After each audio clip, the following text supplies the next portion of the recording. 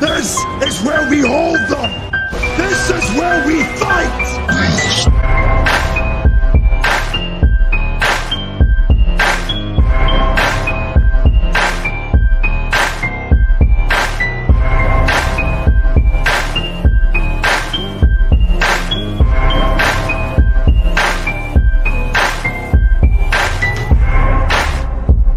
You are now listening to Sweep the Rack podcast featuring Brooklyn Rob and Big Mike.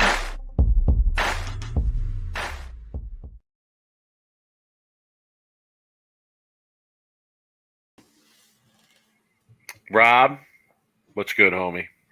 Yo, what up, Mike? Another Sweep the Rack here, Thursday night, ready to roll. Got some bowling stuff to talk about. Got some PBA awards. Got a league Nico, review. what's good? Yo, hey, PWBA schedule was released too. We need to talk a little bit about that, FYI. So, how's things with you, man? Let's talk your review first, dude. Let's see what's good. What happened Tuesday night? We got 20 people. Yo, man, you guys increasing, huh? Slowly. Yeah, slowly but surely. We got 20 people. Singles pots paid $38, I think, for first and $18 for second. And then doubles pots paid $18 for first per person, $12 for second per person. So not bad, for $32 to get in, not bad. Bowled on the long, Statue of Liberty. Good pattern, man. Good pattern. Tough. Tricky. I hadn't bowled in 2 weeks. I hadn't picked up the ball in 2 weeks. First game, I went 160. I threw it like a dog. Everything I did was just split. Yank. Figured them out by the end. Went to the next lane. Carry wasn't the best. Left a 7-10 right in the beginning of the game. Couple flat tens. I think 190 something. Then last game, I finally caught it. And I could have went up and doubled for 250, 248, 249. But yeah, I missed in the 10th and I left a 4-pin. And yeah, I went from probably winning the pot to not cashing in the pot in the last game. So not a very successful night profit-wise for me. But Mike, we gotta relive this story real quick. Tim, new visitor. Yeah, good to see you in the chat, Tim. You want a quick rundown of what's so significant about your Omega Lion in the back? Well, hold on. I'll finish the leg report, then I'll get into that. All right. I think I shot 230 the last game. Maybe it was even two. Yeah, it was like 230. Maybe 229. So I think overall for the night, I ended up about 590 for the night, 585, 590. Listen, regardless of how I bowl, I'm glad that we have a decent group of people coming out. There's a lot of people new that are coming to check it out, see what it's about. It is a struggle. It is a struggle for a lot of people. I do try and help people out as much as possible, but I am out there competing myself as well, so I'm trying to figure them out myself as well.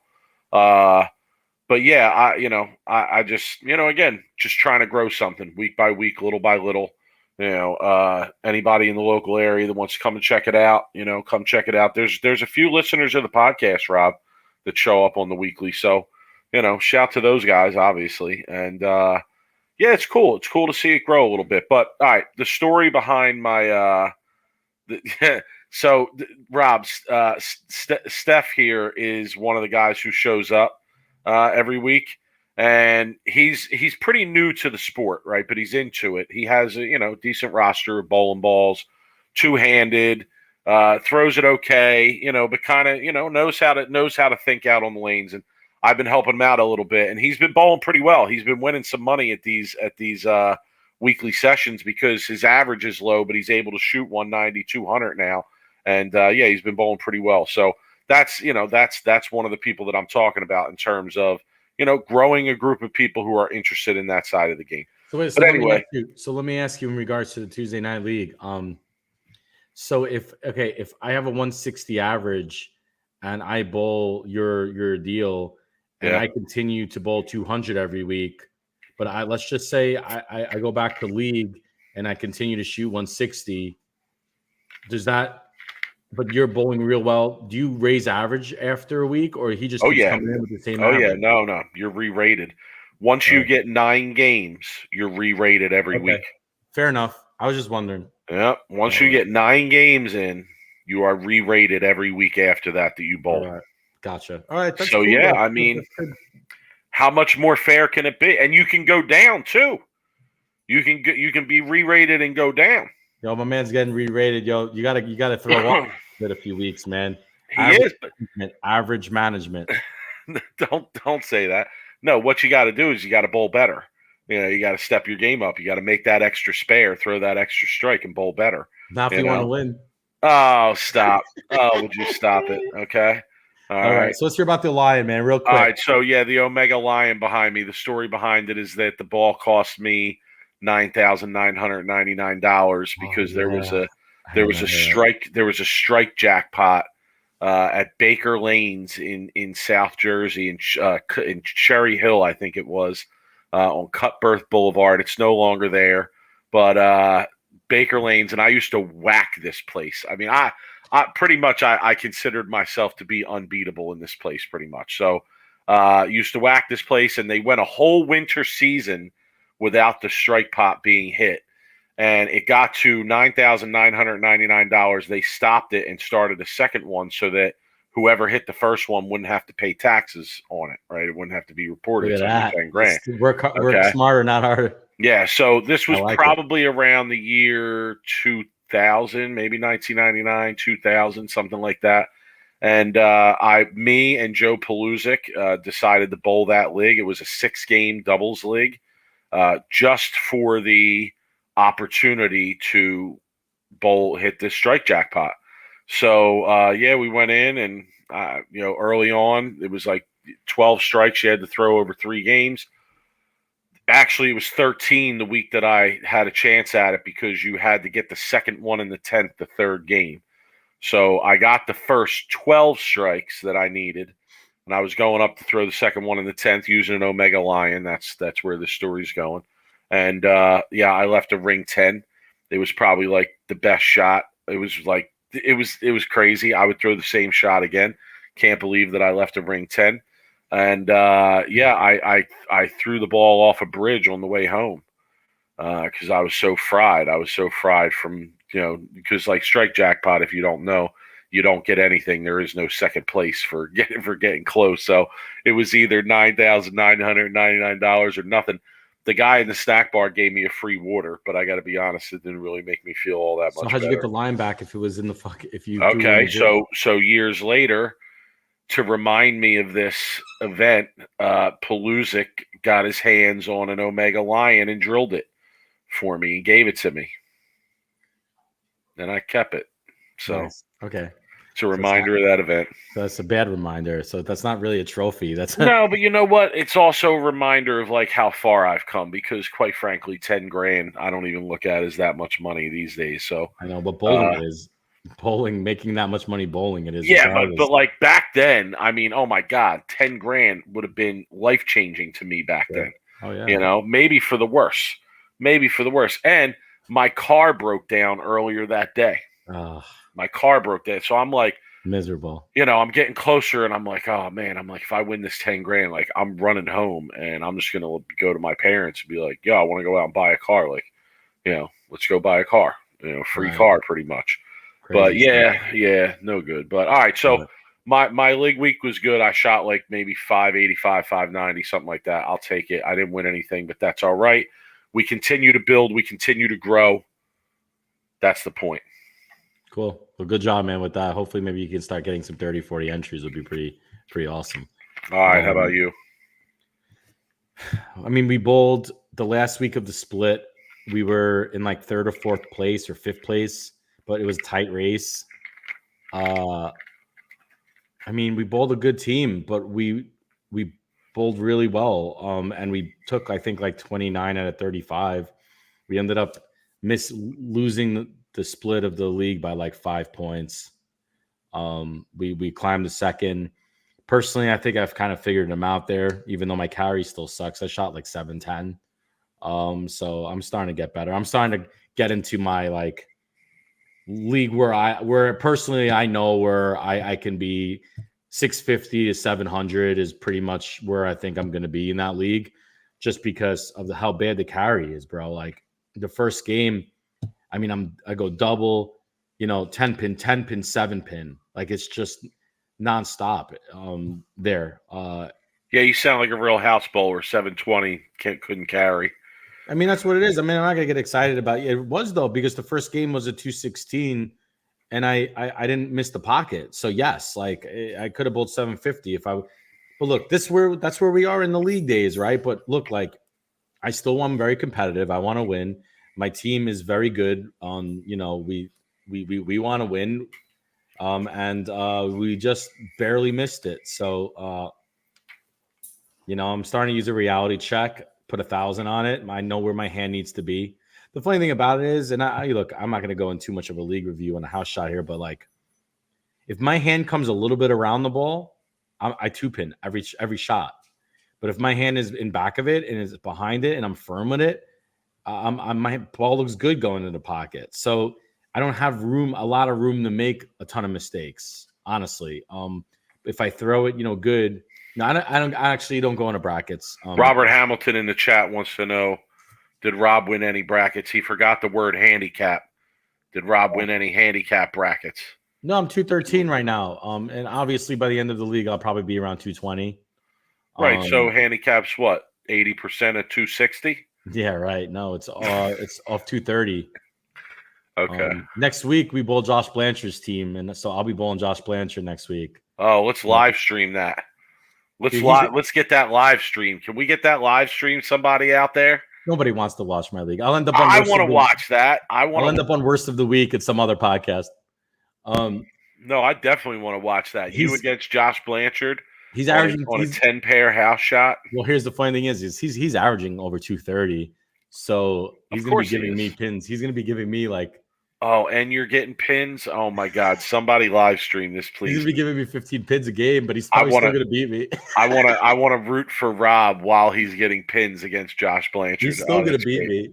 And you know what? I hope you come out and shoot like 830.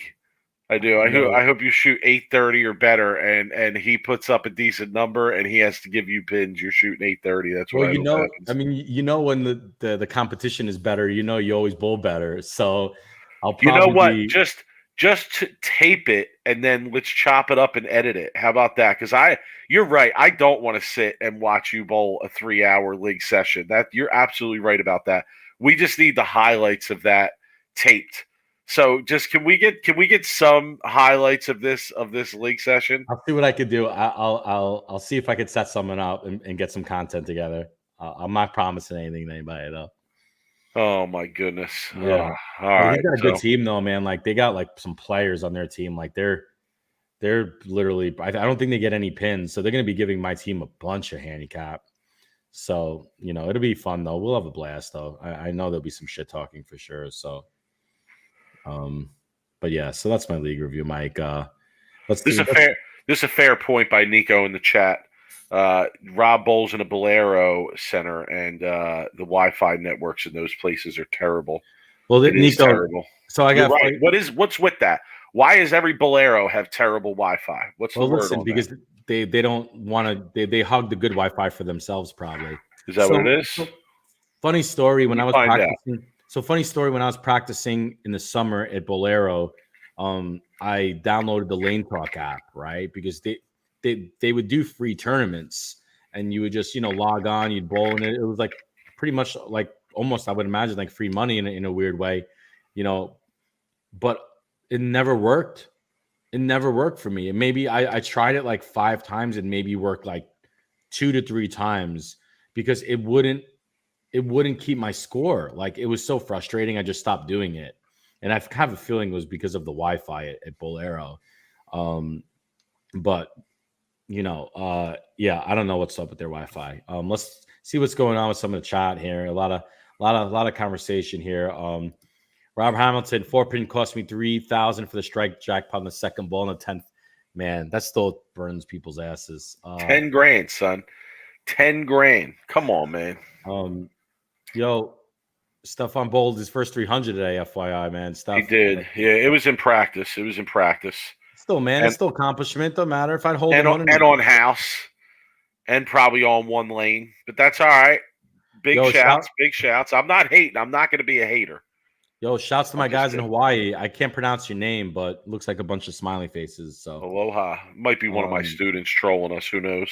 They're P-Cal, weird. what's good, They're man? Hope weirdos all's like well. that. Sorry about your Yankees, Yeah, man. So, all right, let's talk a little bit PBA. So I want to go back to our discussion from last week for a All second. right, so we'll start with there. We'll start there. And last week we kind of highlighted the schedule, right? And just to summarize that discussion a bit, there's things we like and don't like about the schedule, right? To be fair, we really didn't like starting with the U.S. Open. We didn't like what seemed to be at the time a reduction in the number of tournaments, which now I'm not. Somebody's calling me a hater in the chat. Now I have to address it. I'm kidding with them. Would you stop? We texted personally, and I said, "Yo, nice job, good job." Hey, what did they I actually said, "See, bowling on the tougher stuff. When you go back to the regular house, you throw it better, and you get, it's easier. You have more room to hit." So what was the nickname they gave you? Around. Relax, everybody. What was the nickname they gave you about being no fun? What they call you, the no fun police, or the? Yeah. This is true. This is true. I do have that. Somebody once said I give Big Mike's everywhere a bad name. Someone said that at some point. Dude, that should be a shirt, bro. For the record. Okay. All right. So we talked about it last week. Right. We talked about it last week. We didn't like the reduction in tournaments. Then there was additional news throughout the week about more tournaments. Right. There's going to be more events. They kind of filled in the blanks there. As usual, the PBA website kind of stinks. It's confusing because if you click on TV schedule, it only shows you the Fox tournaments that are going to be on Fox. But if you click tour schedule, then it shows you all of the tournaments that they're going to have. Right. So, okay. Nonetheless, that was one of the things that we highlighted. So we wanted to touch on that. We also liked the idea of seeing match play on TV. Right. So we found out what the match play was. Yeah. And like we talked about last week, the PBA really hasn't had a lot of experience doing match play on TV, right? So we didn't really know what this is going to be like, what it's going to look like, and somebody in the chat had mentioned that there was some news out there last week that it wasn't going to look like traditional match play, right? So somebody on Twitter actually today sent us a link to a Beef and Barnesy episode where they had Tom Clark on recently. Okay. And the person on Twitter, their point was that Tom Clark was saying, well, at least one of the tournaments, I believe it was the Tournament of Champions, is going to feature a 17-man step ladder. Okay. So I went and I watched this portion of the episode, right? And the person was correct, obviously. And Tom Clark talked about how I think at the Tournament of Champions, there's going to be a 17-person step ladder. So there's likely to be 3 shows or 4 shows, I guess. Good Lord. Yeah, there's likely to be 4 shows total, I would imagine. Okay.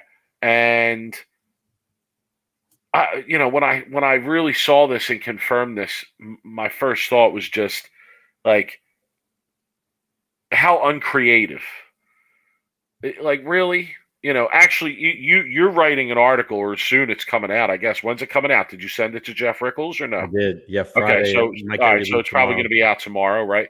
And your article is about I don't want to give too much away, but it's basically about why bowling it has trouble attracting fans, keeping fans, sponsors, etc., right? And what you would like to see done to try and make more of an effort to change that. And then I see this today, and I read the article already because Rob sent it to me to look at it and get some thoughts on it. But then I read your article and I see your points, and then I see this today. And yeah, the first thing that came to my mind is like, so they're going to be given all this time to do one tournament, right? Multiple shows, multiple hours on TV to do one tournament, to conclude one tournament. And it's going to happen for multiple tournaments too, right? So like this tournament isn't the only one that is going to be multiple slots on TV to get to the final, right? So they're going to do this multiple times. And you're telling me the best thing, the best use of that time that we can come up with is a 17-man step ladder? I mean, to me, Mike. Rob, am I wrong? I'm going to leave it at that. Answer this too in your response. Am I wrong that at least 2 of those shows are like, I don't want to use the word pointless, but like, yeah, is somebody from one of those first 2 shows really likely to win that event? Come on. Okay, so I'm going to go ahead and say this, and I don't care what people think, but a 17-man step ladder on TV is the dumbest thing I have ever heard of when it comes to deciding a tournament like the Tournament of Champions. So you're telling me that the 17 seat has to go, 16-0 to win the Tournament of Champions? That's the dumbest idea I've ever heard in my whole life. Dude, Mike, is it safe to say that anybody below probably the 6th or 7th seed has no chance? Nobody is going 16-0. Nobody. I mean, it's hard. It's hard for me to imagine that somebody is going to go from like 9th or 10th place and win 2 shows in a row without losing a match. It's the dumbest thing. I'd rather them do a bracket. I'd rather them do like a bracket like the PBA playoffs. I'd rather see that than the 3 or 4 shows of just a 16-man bracket, right? That's to me the better way. If you want to fill all of the content with straight bowling, or after people read my article, they'll understand where my piece is going. Maybe you take one of those shows and build the storyline behind the Tournament of Champions, and maybe do one show. Mike, how's this idea? How's this creativity? You do one show and you just do strict behind the scenes, behind the storylines, interview with players, and actually do content to magnify the players than to just do a useless 2 shows of step ladders. Well, that's why I bring this comment up. Chris Ramones in the chat says, it gets more players' personalities on TV, and it puts more equity in the qualifying rounds. Because if you lead the tournament, worst you can do is get 2nd place. Well, that's always true. I don't like that. That's always true. And Chris, to respond to that, it gets more players and personalities on TV. I understand your point there, but for how long, Chris? For a game, for 2 games before they lose the match and they're out? And now if a fan invested in that person, now they have no reason to watch because the person's out after a game or 2, So I don't know. I think that, again, and I don't want to get too deep into your article before it comes out or give too much away. People should read it. You should go to the 11thframe.com tomorrow and check it out. But when I heard that and I confirmed that, I thought to myself, man, is that really the best we can come up with as a way to use that time on TV? No, there's a I could have thought of 10 different ways to use that time better than a 7. I mean, do you want to give one that just popped in? I'll be honest, I didn't think a lot about that, but one that just popped into my head would be like, what about bowling down to 4 or 8 and then doing best 3 of 5 or best 4 of 7 and really getting deep into the back and forth of the match and the personalities and interviewing the guys who are bowling and really focusing on. I mean, I don't know. Like to me, that seems like a better use of the time on TV than a pointless 17 through 14 step ladder. I'd rather see best 4 out of 7 matches where you could really dig deep into a match than see a 17-man step ladder. It's ridiculous. It's stupid. It's dumb. What's the point of even watching the first 2 shows of step ladders? Honestly, I mean, you got one person coming out of that. Can we bet on them? Because if we can bet on them, then I have a reason to watch them. Different story, right? I know. Completely different topic. Well, I haven't heard anything about that. I don't, you know. Yeah, and we still haven't heard about the streaming service. We don't even know how, But originally, when they said match play, Mike, I thought they were just going to be doing like round robin type match play, and it was just going to be like a camera crew going around during the round robin match play and like filming like matches, like Flo used to do, but on Fox. Like that's what I thought originally when I heard that, and I was excited about it. But Chris in the chat reminding us that last week we said any change is good change. You're right, but I got to be honest with you. I don't think this change is good change. I don't think this 17-man step ladder is good change. I retract that statement. I officially retract that statement. Okay. Yeah. And I have to say that this change, it seems like a lazy, uninventive change to me. It was almost like somebody said, oh, well, we still need to fill these shows. And it was like, oh, well, how are we going to do that? 17. How many shows? Who came up 3? with 17-man step ladder. I mean, is that a Tom Clark idea? I doubt it. I don't think Tom Clark would have pulled. That's a Bolero. That's a Bolero idea, Mike. That's someone who has no idea about bowling coming up with that idea and just saying, well, if you do a 5-man step ladder. Bowlers love step ladders. All right. How about 17-person step ladder? I love how they come up with the number 17. Like, why 17? Like, where did that number come from? Like, that sounds such an odd number. Well, it was probably because of the number of shows you needed to fill. Right? Because listen, you got 1, 2, 3, 4, 5, right? Would be 1, 6, 7, 8, 9, 10, right? Would be another. No, yeah, maybe, yeah, you could be right. Why? Yeah. Oh, you know why? Maybe not. I don't know. Wait. You know what's gonna be funny? I can't wait for the guy who the 16th and 17th seeds. I can't wait for their social media posts. Got a lot of work to do to win this tournament. Hard work. Made the show. Hashtag making a run for the title.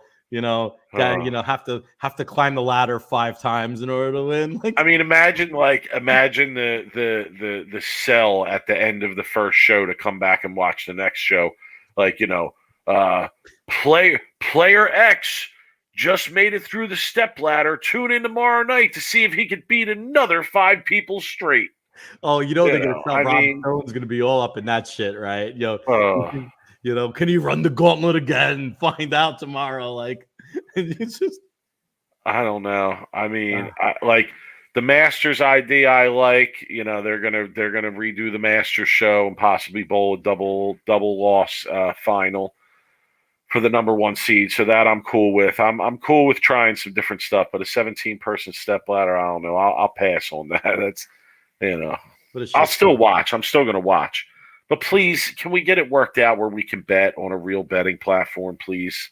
Story if we could bet on the 17-man step ladder. If we could bet on the 17-man step ladder, I'm in on the 17-man step ladder. How about that? It's that simple, honestly. If Bill is the 17 seed and you could put odds on him winning. Oh, man. Max bet.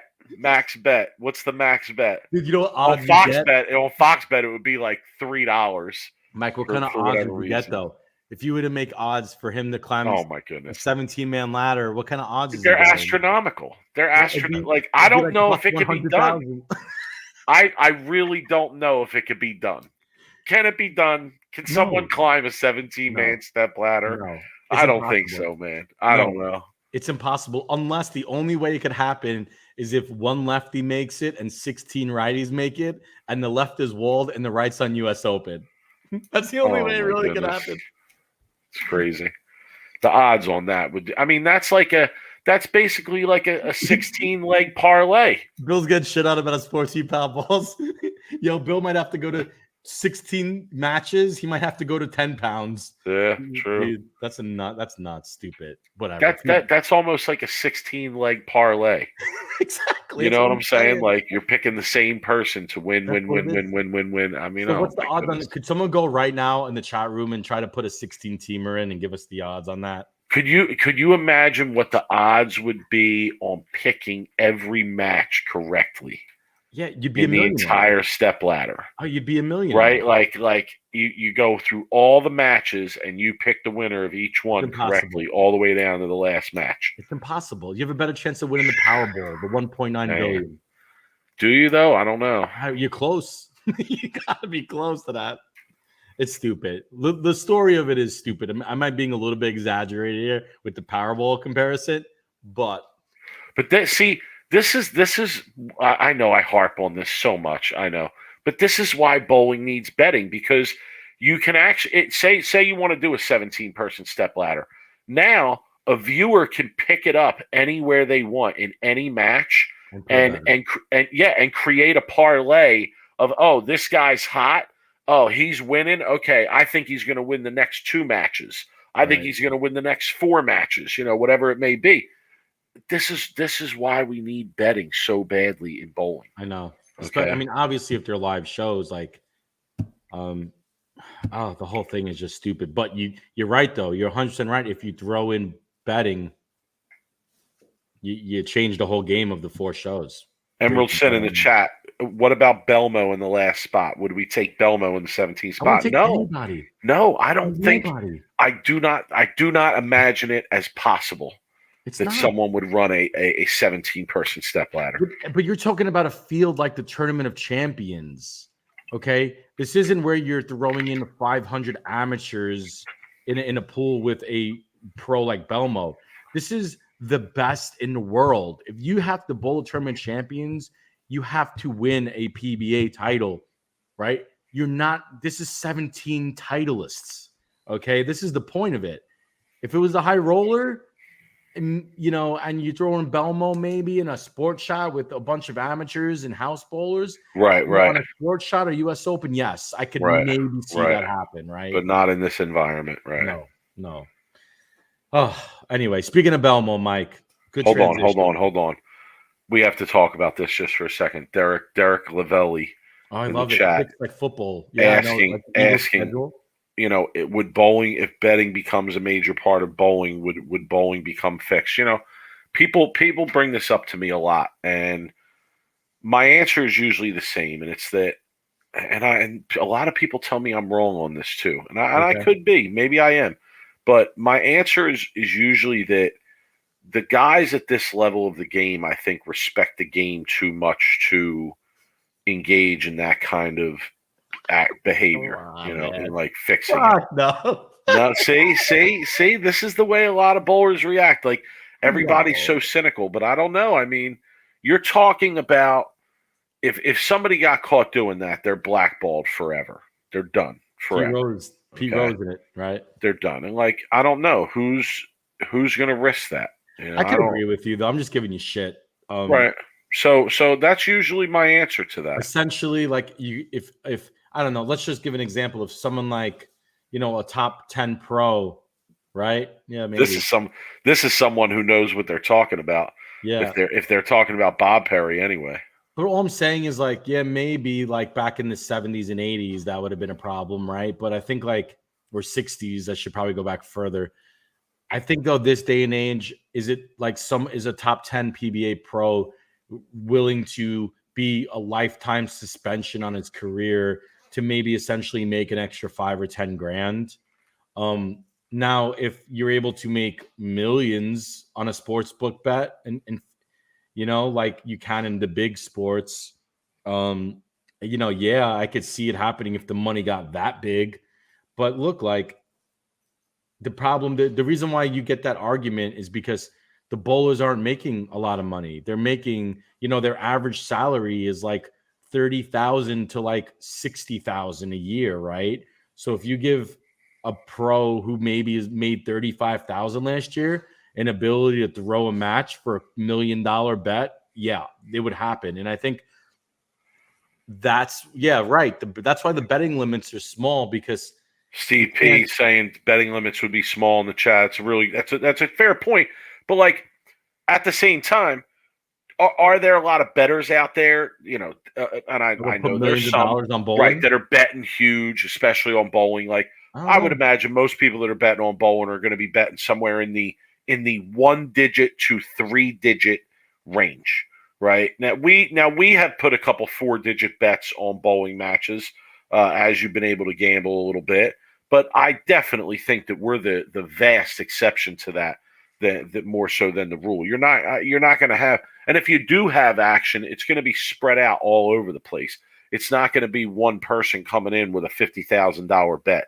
You're not going to have a mattress Mac of the bowling community, right? So I can see them coming in. I mean, look, like I'm not talking about big limits, Mike. I mean, I would just like to see you be able to put, maybe $1,000 max on yeah, that, even the big yeah, I odds, agree. right? I agree. Like $1,000 max seems like a fair amount. Right. So if I have an For 8 to any 1 one shot, individual match or any one individual bet, whatever it may be. yeah. So if I have 100,000 to 1 odds on Bill going 16-0 to win the step ladder, and I could put 1,000 on that, I should be able to do that, right? Right. Because that's what the odds would be, probably 100,000 to 1. But in reality, you should be able to put at least a decent amount of serious money on some of these bets, right? Instead of being able to put $7 on a 35 to 1 shot, which is fucking ridiculous, like $7, or they max you out at $4. Like, give us a platform that's going to be able to, like, someone like you or me, maybe, who wants to put $250, on a bill to win at even money. Right. You know what I mean? Or a like just to be able to bet, like it's got to be. See, the problem with Fox Bet is that they, for whatever reason, they just don't have it together, right? So, like when you would have a show, you'd be able to bet on the opening match, but not the matches after it, right? And that just takes the fun out of it. Like it's got to be set up in a way so that once the show starts, there are various betting options that you can do, and those continue to change throughout the show. Yeah, live right. betting. So like you can bet a parlay on various pieces of the step ladder. Right. You can bet each match individually if you want. And again, yes, with limits, obviously, but that's definitely the way that it has to be set up. It can't be just, oh, you can bet on 1 or 2 matches throughout the whole thing and that's it. Terry Run, you might have the comment of the night. Mattress Mac running a Beef and Barnsley furniture promotion. I feel you on that, Terry. All right, Rob. All right. We're going to move on. We're going to move forward. We're done talking about 17-person step ladder and dreaming about degenerate action on bowling that's probably not likely to develop. And we're going to talk about the big news that was announced last week that we didn't get to on Sunday because we were mainly discussing the schedule. And that is Belmo, the two-handed goat, winning his 7th PBA Player of the Year award. So at this point, Mike, he's 39 years old. Well, 38. I don't know when his birthday is. Is it safe to say now, is this no arguing that he's the greatest bowler of all time? No, you people aren't going to like my answer on this, but I don't think that that's a lock stock argument. Is it the titles? And what's his overall titles? His overall titles is 30, correct? 7th. He's tied for 7th. Right. So he's tied for 7th. You got Walter Ray with 17 more titles than Belmo has. Now, the argument on the other side is that Belmo's winning percentage is very likely to be higher than Walter Ray's based on the number of tournaments. You can counter that by saying, well, Walter was bowling in a lot of varied environments against varied fields, bigger fields, etc. So there's arguments on both sides. So if you're looking at it as somewhat of an even argument, I don't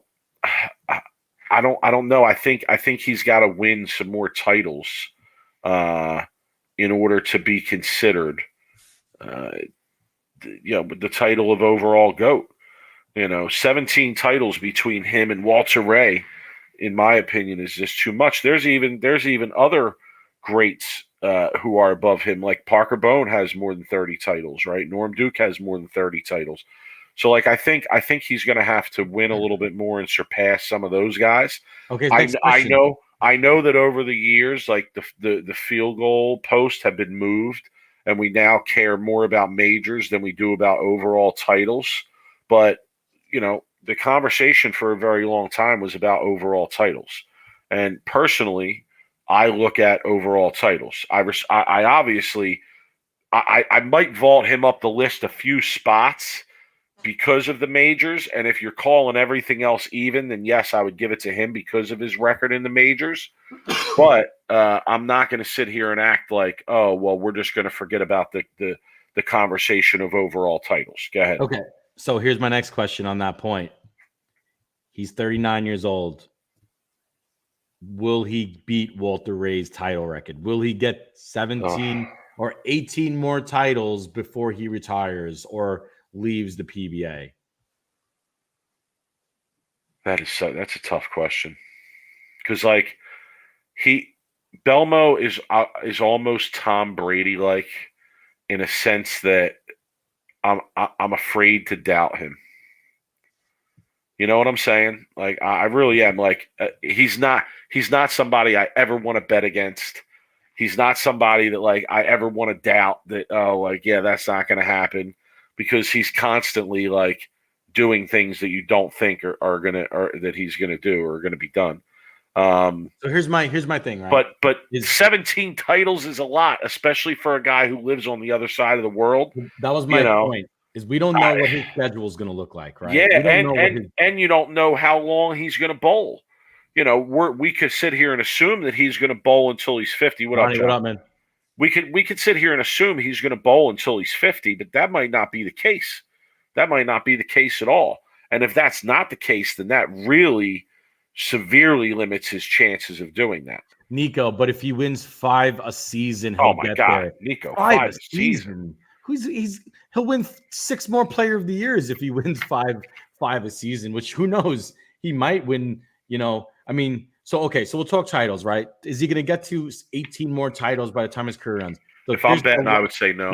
Well, there's a lot of uncertainty. There's 2 big uncertainties here, right? I'm so dumb. Did you listen to what I just said? I said I don't want to bet against him, and then I said no, I would bet against him. So listen, that's why I stink at betting. There's 2 uncertainties here.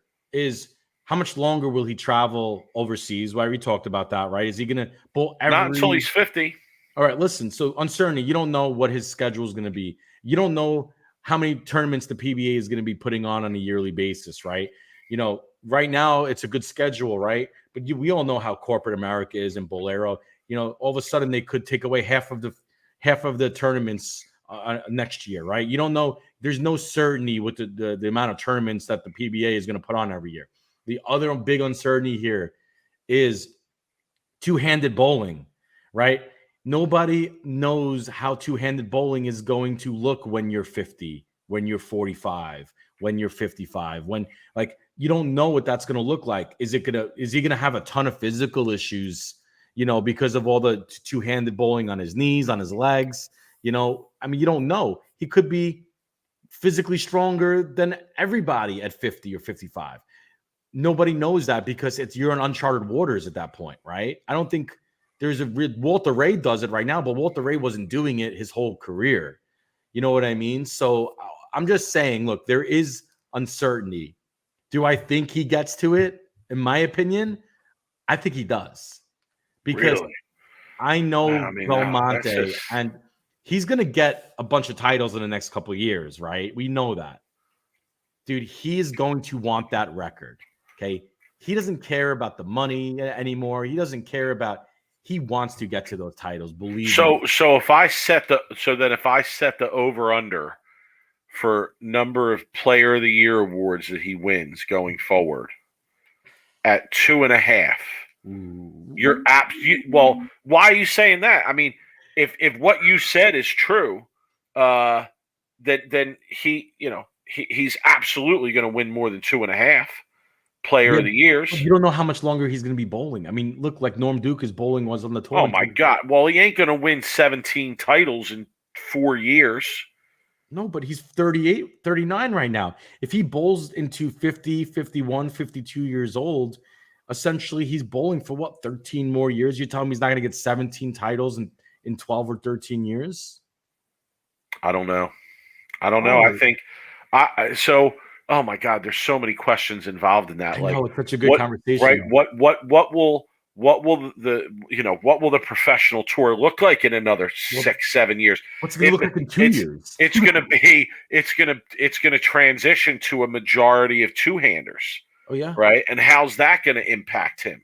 because now that's going to change what happens to the lanes and how the game is played at that level. All of these different issues come in. But I don't know, man. Being that he lives on the other side of the world, I got to say no. If I'm betting, I would say no. I would go against that. I wish we could bet that in Vegas, though. That would be that would be a good bet. Dougie, what's up? Good evening, Dougie. What are you saying you're going to have? What are you going to have in April? Hit me up. We got to discuss. We're going to have a tailgate. Right around May when the PBA is coming to town. So hit me up and let's get up. First off, congrats to Belmo, right? 7th player of the year, title WOTW. Is definitely cementing himself as at least the top 3 greatest bowlers of all time. And 100%, I saw Nico in the chat room, 100% the greatest bowler of this generation. No doubt about it. Nobody will argue that. Nobody will argue he's the greatest bowler in the last, 10 years or whatever it is. Now, yeah, no question about that. No one's going to argue that. But I don't know, man. You say top 3, top 5 all time. Like, is it really that? Yeah, I guess. I mean, when you look at the major titles, I guess you have to give that to him, But like, man, you got him ranked above so many guys. You got him ranked above like a Norm Duke, a Pete Weber, a Mike Albee, an Earl Anthony, a Parker Bone, a Mark Roth. Really, son? I don't know, son. Yeah, I don't know. Belmo did it in less time. Like, first off, Belmo, these guys, Earl and Pete and Parker, these guys were bowling on tour where there was how many tour events a year were they bowling? These guys had so many tournaments to bowl. Now, were the entries bigger and the fields were bigger? Look, different generation, a whole lot of tough to compare it with this generation tour, right? It's like comparing apples to bananas. It's like when people could want to do the Michael Jordan, LeBron James comparison. It's an impossible comparison of the greatest of all time because it's completely different generations of bowling. Like basketball, it's the same thing. So you can't really compare it, right? Yeah. But if you look at the total of what Belmo has done in his career and the amount of time that he's done it, maybe we'll talk in the show when we're still doing this 10 years from now, probably. We'll sit here and be able to say when Belmo's in his 50 to 55 years old, then you could compare, like make a real true comparison between a Walter and an Earl and a Norm, honestly. Yeah, fair enough. So a couple other awards, Mike. Yeah, Santu, Rookie of the Year. Shout to Santu. Yeah, I mean, shouts to Santu. He didn't make any individual team or individual shows. I guess I would, I don't want to put down that award because, I mean, obviously any of us would love to be PBA Rookie of the Year. I think that's a great honor. It's a great award. I would have just liked to see like how many PBA rookies were available to win that award this year. Well, you had Kevin McCune was one of the runners up. He got a lot of the votes. Then you had Brandon Runk, lefty from out my way. He actually bowls a lot of the events that I bowl. So shout to him for getting some of the vote. But listen, Santu was the clear. Look, I love how Nico automatically look it up. Look, we know, but that wasn't a show, Nico. I know it wasn't. Yeah, it wasn't on TV. It was one of the flow broadcast ones. Trust me, we looked it up. It was a Storm, right? Storm Open. Yeah, Storm Cup Open. Yeah, Storm Cup Open, but we didn't see him on a TV show. So he kind of, to me, like if you weren't following it as religiously as Mike follows it on the streaming and whatnot, you didn't realize how sneaky good of a season he actually had. He did have a sneaky good season. I would say the same is true about Brandon Runk too. He had some really strong performances throughout the season. McCune as well, especially on some of the big stages. He had a run there where he really bowled well when some of the bigger tournaments were going on. But all three of those guys definitely deserve the recognition there.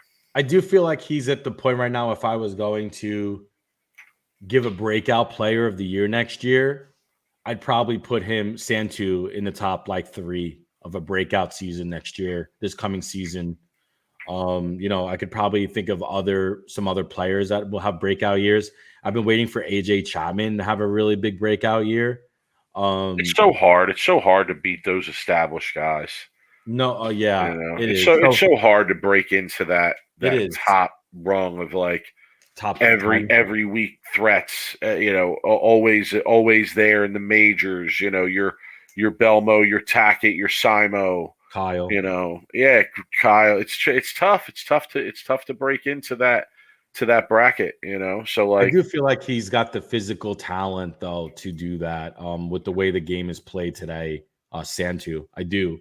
I think he's just obviously needs probably a little bit more experience bowling at that level, but he reminds me of a Kyle, Simo. When they were kind of knocking a little bit because they had the physical ability and you could see it, especially with the two handed. You just have to get your experience and you have to just learn how to like control your speed a little bit better, spare shooting. But yeah, I think he'll be a top 3 breakout next year. And I'm sure before the season starts, we'll have some shows and we'll oh talk yeah, more details about it. Nico's trying to bait us into conversation here, saying I think Brad Miller and Packy are due for a win next year. I'm not taking your bait. I'm not taking your bait, Nico. Although I'm going to say I agree with you about Brad Miller. Brad Miller, he's got to win this next season for real. He's been knocking on the door. He's got to win. But yes, Rob, as the season approaches, probably January, right after the new year, we'll be blessing the people with some content related to the upcoming tour season. Like your bold prediction last year that Belmo would have a great year. Your very bold prediction. I know we'll get more of that from Rob and from me. You'll get the hottest takes in the bowling podcast game. So Yeah. Well, guess what? If we could go back and play back our predictions and our stocks and what we buy and what we sell, I think I was kind of right on a lot of stuff that I said. So I mean, look, like other than the Belmo, which you were putting him down, I was. You put him down and he I proved you was. wrong, like Tom Brady proved Absolutely. everyone else wrong. Absolutely. Anyway, okay, so those were the awards. Jake, congrats to also Jake Peters for winning Sportsman of the Year. Great guy. Well, Yeah, and Ryan Schaefer for the Tony Reyes Community Service Award too. great, perfect. Great job, guys. We look forward to next year to talk through it. PWBA, yeah, we're on Yeah. that soon, Nico. We're on that soon. Not tonight, but we're on that soon. We're on it. It's the schedule was released for the PWBA. It's on the PWBA website. We'll go and talk a little bit about it next week. We'll give a quick rundown of like, I every time the PWBA schedule releases, I always look to see if it's going to come into my area because it's been like 10 years since I've been able to go watch them in person, and they never come out to the West in like Phoenix area. So, who won podcast of the year? Steve P in the chat asking who won podcast of the year. Not us. Not us. Not us, son. You know what though? I might buy that check for $8.99 to give us our own award on Twitter. No, don't do that. I don't want to give him Just any kidding. money. I'm Seriously. just kidding. That'll be our award, our blue check mark verified. I mean, if I'm voting for podcast of the year, I'd probably be voting for Beef and Barnesy. I'd have to say, Really? I mean, yeah. I like being the devout fan that I am. I enjoy that aspect of the content. I tend to enjoy less the fan perspective because I am a fan and I have my own perspective. You know who I'd give it to? I would give it to Feth for podcast. And I would have that was my second thought, but I feel puts you on out that. great content. He does. And he's strictly, bowling, right? Loves bowling, talks about it. Us, we're all over the place. We'll talk about Big Mike's teacher, debacle, reviews, and my dog, Board of Education, elections. And Breakout might be John Petragula's podcast. I do like Rad Rob and them, and look, there's a lot of bowling content. It's enough for everybody, but hey, we all know who the OGs are. We all know who the guys who officially started the game. There were podcasts before us, but I mean, come on. Yeah, listen. Nico mentioning me getting banned from Facebook. That's something else I got to talk about. That's going to be my final thought for tonight. Remind me, Facebook talk. Sure. All right. What are we doing? Pro Shop story? Pro Shop story. So our Pro Shop story this week actually got sent to us on Twitter as a worst of the week. But we, the person who sent it to us didn't understand that we don't use that type of thing for worst of the week. It would have to be the person posting it on the internet for it to be worst of the week, right? So Dallas Leong sent us this post, okay, and it's his post. He tagged us, but it's his post. So we're not going to give his post worst of the week, but we will use it as our Pro Shop horror story of the week. Okay. There is a picture, obviously, of a blue ball here, blue hammer ball. Okay. Ocean vibe. All right. And he says, if the guy that spent almost $200 on an ocean vibe refused for me to fit him and then copy a house ball isn't your worst of the week, I'm unsubscribing. Okay. So, no, we're not. Again, we can't use this as worst of the week because in order for it to be worst of the week, the guy the customer who requested this would have to have gone home and posted it on the Hammer Bowling Facebook group page and said, wow, look, I just got this drilled up, copied off of a house ball. And then we would give it worst of the week. But Dallas, we still want to show you love. We appreciate the support. This is a great post. So we're going to use it for our Pro Shop horror story of the week. Rob, what do you think about customers coming in and wanting to copy a house ball? What do I think? I think that those people, man, look, they're spending money in your Pro Shop. So obviously the customer, I guess, is always right. That's so tough. I mean, yes, that's so tough. Yeah. You're going to try to educate them and say, yeah, I probably wouldn't recommend that as being an expert in my field and running a bowling Pro Shop and being in bowling my whole life. I would probably recommend you getting fit and you actually even if you're two-handed, right, you still want to get fit with your fingers. You want to make sure your pitches are right. But if the customer wants to argue or they're going to take your business elsewhere, fine. You're right. Your customer's always right. Drilling it like that is a lot easier for the Pro Shop operator than to have to fit them, do grips, glue the grips in, fit them with a thumb. It's a lot more work that way. This is easier. Give them what he want. Give them what they asked for. Send them on their way. But as a Pro Shop operator, I think you have a duty, a civil duty to your customer to recommend the right way to do it. And if they want to argue with you, then you have to let the customer do what they want. My question is, why wouldn't you try and get them into a less expensive ball? Now, I know the answer. The answer is because they wanted that ball. They probably fish or something, and they like the ocean vibe, or so that's probably how they took it. Like they market. It's an ocean vibe. Like, okay, like I'm on the ocean. I want that ball. Smoke a joint.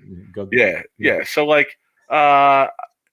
kind of probably know the answer to that already, but I don't know. If I'm the Pro Shop guy there, I would probably have to say, listen, if this is what you want, you don't have to spend this much on a ball. And if you want to protect, well, I mean, when you sell them a high performance shit, you put them in a $250 ball. Dude, it's a business, man. I'm trying to feed my family.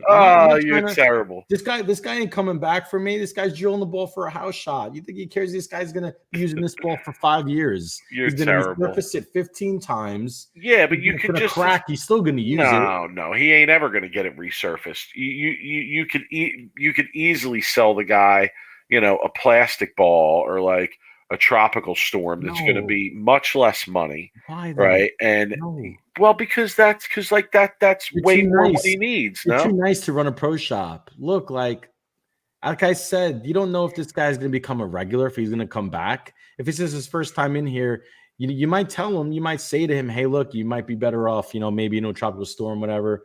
But you're in a Pro Shop, you're a businessman, you try to sell them. It's not like this ball is really that expensive. So you look at the Pro Shop business and you say, this is creating an interesting conversation now. You look at the Pro Shop business, you say, customer walks in the door, doesn't matter what that customer's level of experience is, etc. I'm going to try and put them in the most expensive ball they're willing to purchase. No. So No. then why am I wrong then? Because this guy is asking to get fitted through a house ball. He requested it. He wanted to I fit it like a know. house ball. I understand, but at That the same question time, alone, doesn't that tell you, like, he okay, has no clue. this customer's level of experience dictates that he gets something more at a beginner level? Here's why I'm saying for this specific customer, you sell him the shit out of a ball. I'll tell Oh you. man, you're Here's terrible. why. Because You're a used car salesman. no, because look, like if he came into this pro shop and said, "Look, I'm new to the game. I'm trying to learn. I'm a 130 average. What do you recommend to put me in?" Right? Different story. I say to him, "Look, okay, let's fit you. Let's get you into a low performance bowling ball like a Tropical Storm or a Vibe or something like low and cheap. Yeah, probably cheaper than a Vibe. Something whatever, right? A Freeze because they're trying to learn. But if this person puts the ball, says, "I want a Vibe and I want you to drill it like a house ball," you give him the Vibe. You even say to him, "Well, maybe you kind of assume that this guy ain't coming back." My opinion, I don't know. All I'm saying is like you pick and choose your battles of what people you try to sell and what people you actually try to educate and learn. But like I said in the previous conversation, is just your duty to try to help this customer the right way, right? True. And if they refuse it and they want it fit like an alley ball, then shit, you give them an alley ball. You even try to sell them a pair of shoes and even sell them a plastic ball for sparrows. I mean, look, hey, I'm a business. I'm trying to feed my family. Fair enough. All right, that's our pro shop horror story of the week. Rob, you want to give the people what they came for? Yes, sir. I gotta get a graphic for the worst pro shop story.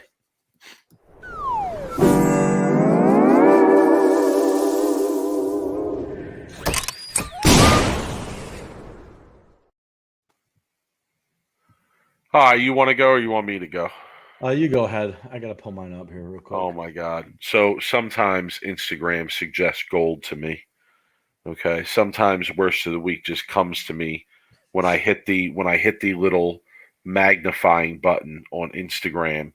It magically pops up with a worst of the week for me. So I was on Instagram the other day and I saw this video of a guy bowling, and I assumed, okay, it's probably a 300 video.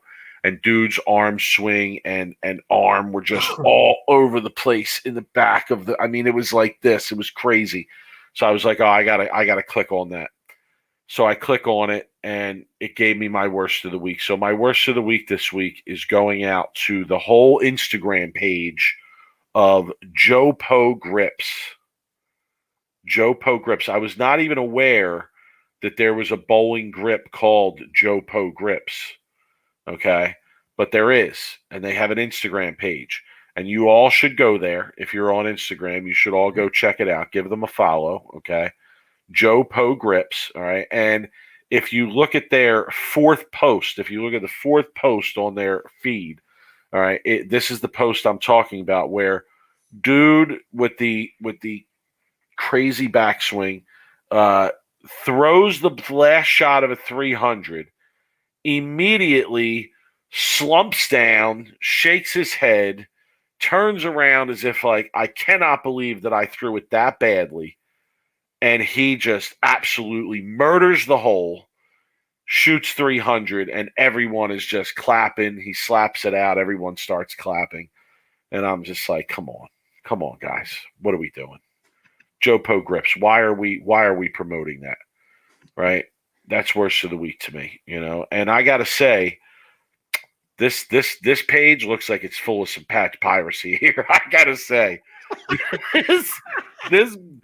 this Joe Po Grips operation. This Joe Po Grips outfit. You found some uncharted patch piracy territory. I think I have. There's one video of a gentleman who looks like he has a very interesting release, also a very awkward slap out reaction. Who's bowling with a name shirt on but no logo on the front. So maybe he's just waiting for his Joe Po logo. Joe Po logo. The Ring and Ted coming in with the goods. More Penny. like Joe Poo Poo. Penny. Penny. Oh my goodness. But yes, I give my worst of the week to Joe Po Grips, probably another bowling company that will never be sponsoring us. You guys should go and check it out. Okay, you should definitely go to their Instagram page. Look at some of these 300 videos that they're putting out there. Definitely some interesting stuff here. But like I said, anything that I sniff out that even has the scent of patch piracy on it, I'm calling it out on worst of the week. I'm sorry. That's funny. Okay, my worst of the week. Worst of the week here. Hey, we have rosin bags. Yeah, Steph, hit me up. I'll bring you a rosin bag if you want one. We have this got sent to me through email through Reddit. I think it's r/bowling on Reddit.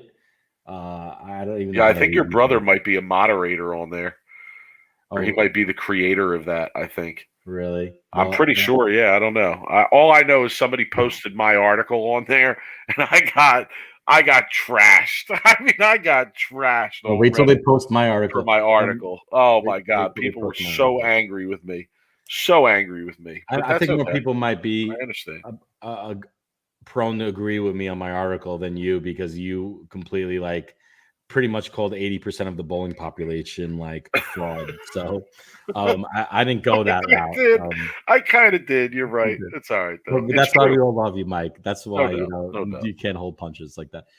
So this was a short and sweet picture of a guy bowling a 300, but just a computer of a 300, and it says, now really pay attention in the wording here. After 8 months of bowling, I finally got my first 300 with my trusty high road. Got a free chamois for doing it as well. I couldn't believe it. Let me rephrase the first. Oh. After 8 months of bowling, I finally got my first 300. Mike, whole 8 months. That was the email that got sent to us. A whole 8 months, huh? Yeah, I mean, shit, man. I'm sorry it didn't take you 3 months. But I guess that's where we are in the state of the game. It's wild. Isn't it a wild concept though to think that like in the 50s, in the 60s, in the 70s, probably even in the 80s to a large degree, there were really good bowlers who went their whole career without ever bowling a 300. I mean, isn't that like remarkable? It's wild. It is, isn't it? I mean, that's how far removed the game has come. Dude, right? Today, everybody has a 300. Back then, it was like if you shot a 300, it was like something that was absolutely remarkable. Do you remember when even in the 90s, Nah, yeah, you're wrong. In the 90s is when it went crazy. The early 90s. I disagree. That's when I was a kid growing up, I used to watch the adult leagues, and someone would be on the front nine. The whole place would stop. But see that was because people weren't recognizing how often this was happening. Sure. More by the early 90s, man, you had kids shooting 300.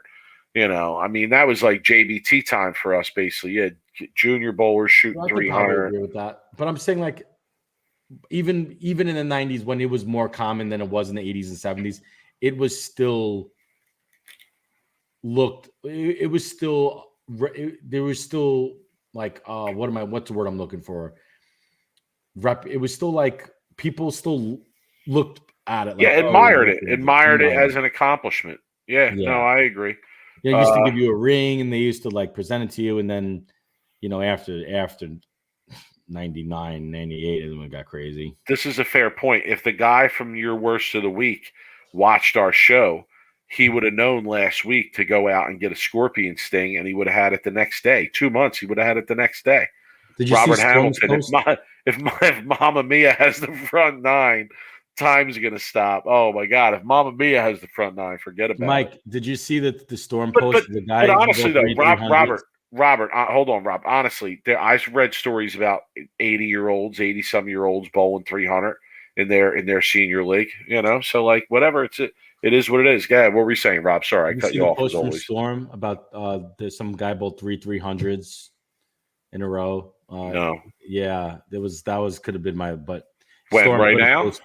What Storm put a post on their social media? Some guy, I don't. It wasn't technically a 900 because I think it was like a 6 or 7 game block, and he bowled 300s in the middle of it.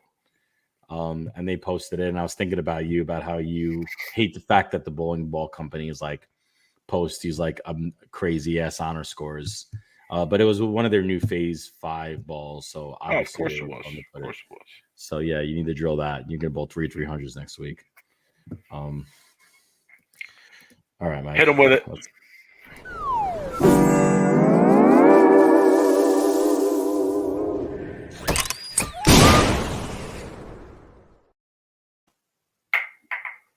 What's your final thought, Rob? I'm excited about now. I'm going to be a soon-to-be bowling published writer if Wriggles doesn't rip up my article and say it was terrible and he's going to get sued 100 different ways, which I don't think is the case. I'll give a little bit of a nugget of what my title of my article is. Bowling is boring. That's the title of my article. I hit him with it hard, Mike.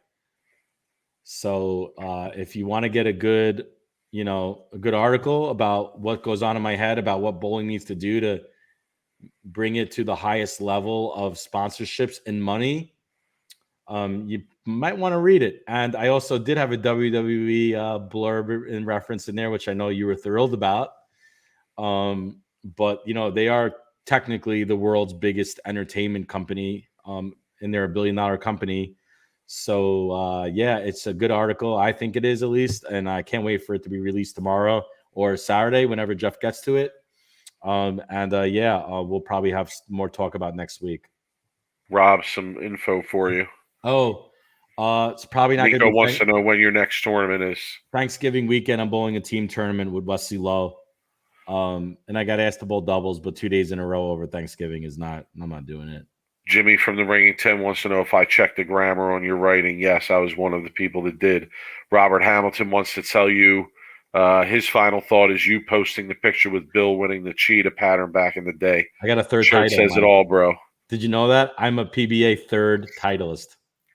Feel you. Because I was talking lots of I was in all of his opponents' ears that day. Ronnie Russell, if you're listening, you still owe me a beer because you bet me in that title match, and I'm still going to collect on that next time I see you because we were betting. But I was talking all kinds of shit, Mike. I was getting in all kinds of people's head. Well, maybe not Mike Wolf, but I don't think you can get in his head. But I was talking all kinds of shit in the crowd. That was fun. Terry asking, does Greg Tack ever stream any of his Good question. events? He should. Not that I know of. I mean, a King of the Hill once in a while, I think he streams, but his regular events, no, not that I'm aware of. By the now, way, I said earlier in the show what my final thought was going to be, and now I forget what the hell I said. By the way, I'm still waiting for Jimmy to make a meme for that show, the Cheetah Championship. By the way, it was 10 years ago. So if you want to put a good music in a meme, that would be hilarious. Doyle, the champ, is in the building. Brooklyn Rob is the host, man. You know it, brother. Hope all is well, my man Doyle, dude, the champ. So final thought, Mike, you forgot? Yeah, I had it. There was something that I wanted to comment on from earlier in the show, and now I forgot about it. You made a gift last year. I got to pull that out again. I forgot. I'm getting old, man. Yeah, of course he did. Steph asking me if I'm coming to King of the Hill tomorrow. No, I doubt it. It's very doubtful that I'll be there tomorrow. Jimmy, post that GIF on my Twitter so I could retweet it because it is the 10-year anniversary of Bill climbing the ladder at Cheetah. I'm probably going to the training center Saturday. Probably get a practice session. Oh, yeah, I'm going Saturday. I'm going to B3. Bowl a little bit. Go to the training center, bowl a little bit. There you go. Get a little practice session in on Saturday. Probably. I'm on a 4-day weekend right now. That's right. Facebook was my final thought. Listen, I got booted off of Facebook. I'm off of Facebook completely because my wife got angry with me for something I posted under her name, and she She kicked me out. She kicked me out of the Facebook, and she changed her password. Oh, that's amazing. So I don't know. I don't know what to tell you guys. I'm not on Facebook anymore. Hit me up on other social media. Wait, so question, is Parker Senior? Is he there every day at the training facility when you go there?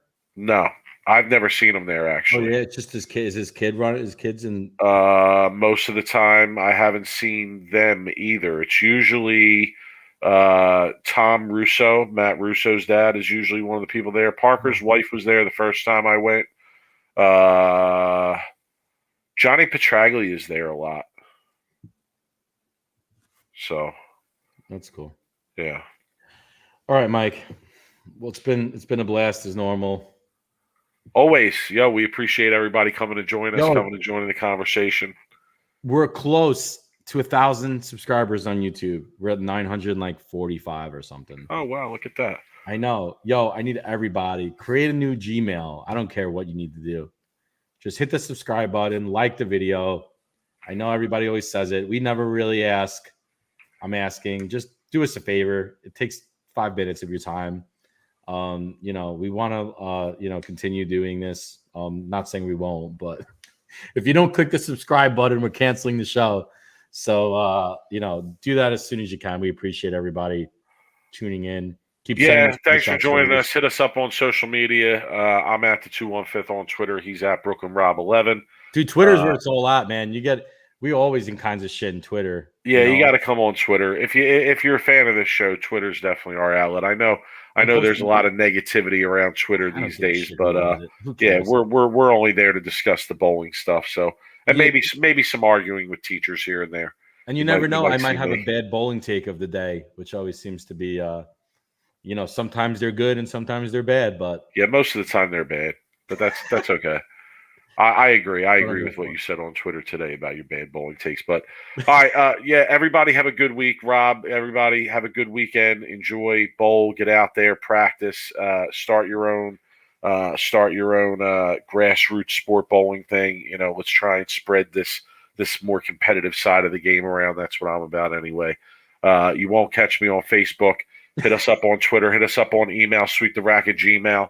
All right, hit us up. We love the emails. Hit us up with your Pro Shop horror stories, okay? Spread the word about Sweep the Rack. If you want a rosin bag, hit us up through email. We'll get you a rosin bag. Guys, have a great week. Later.